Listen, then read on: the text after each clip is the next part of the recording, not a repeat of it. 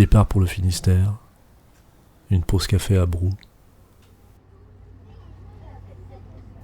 Assis à une terrasse, voir une femme sortir du bar, s'arrêter sur le trottoir, et après avoir balayé la place du regard, déclarer « Once upon a time ».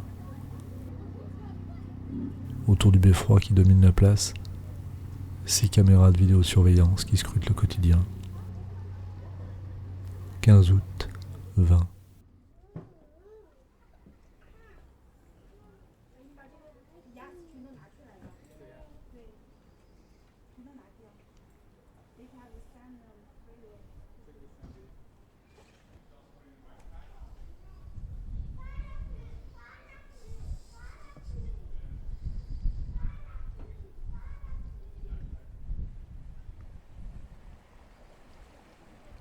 Balade à la pointe de Bezec.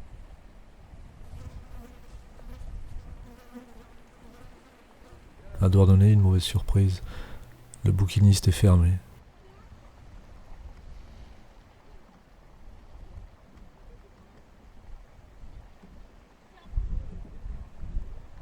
Des ciels atlantiques tourmentés par l'orage.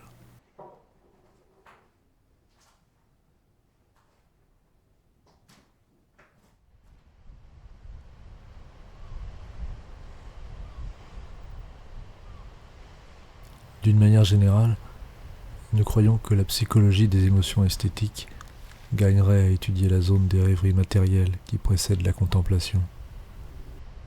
On rêve avant de contempler. Avant d'être un spectacle conscient, tout paysage est une expérience onirique. On ne regarde avec une passion esthétique que les paysages qu'on a d'abord vus en rêve.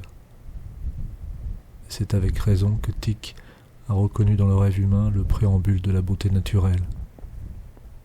L'unité d'un paysage s'offre comme l'accomplissement d'un rêve souvent rêvé. Mais le paysage onirique n'est pas un cadre qui se remplit d'impressions, c'est une matière qui foisonne. Gaston Bachelard, L'eau et les rêves.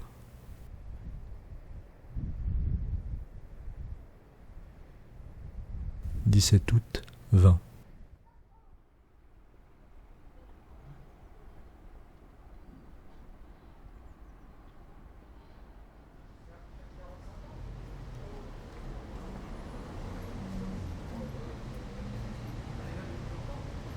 Elsa nous rejoint par le train.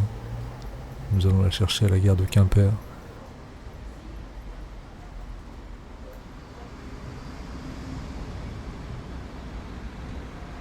Dans la rivière qui traverse la ville, j'aperçois des poissons par dizaines sous un pont. Une énigme parmi d'autres.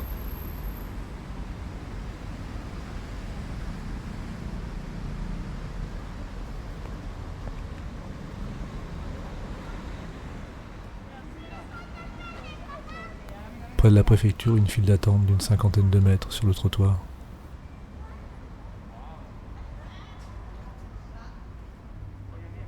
Comme s'il fallait payer le prix fort avant même d'accéder à un guichet.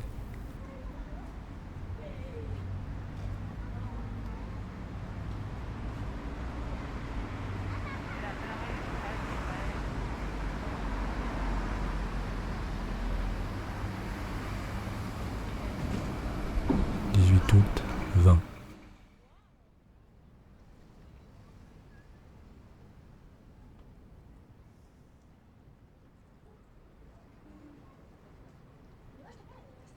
Balade à la pointe de la Jument. Dans le port d'Ourdierne, je pense à Céline, ce qu'il dit dans Moral Crédit,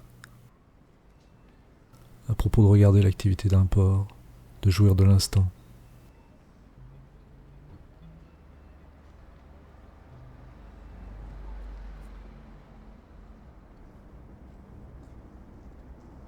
Comme si les ports étaient des lieux de répit autant que des lieux de passage.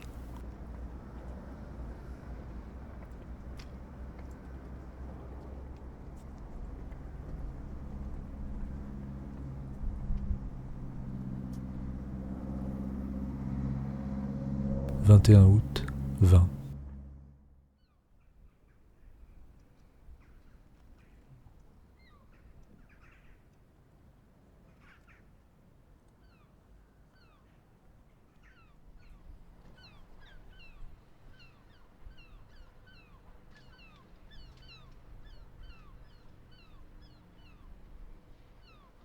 Retour à Orléans, les autoroutes saturées.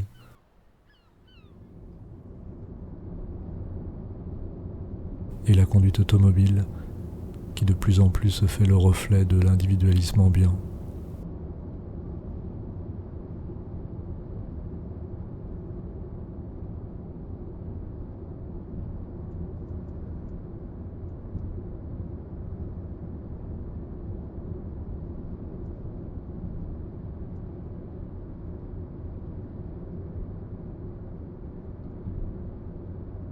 Étienne est à la maison. Il a démonté la grande toile qui était dans le salon.